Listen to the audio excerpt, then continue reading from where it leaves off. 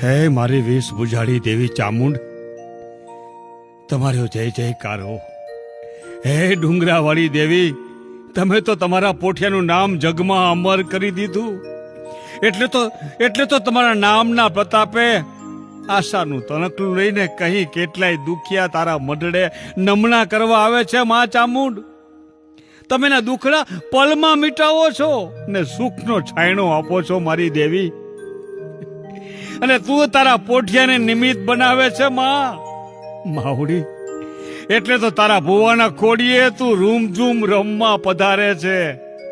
બસ માવડી,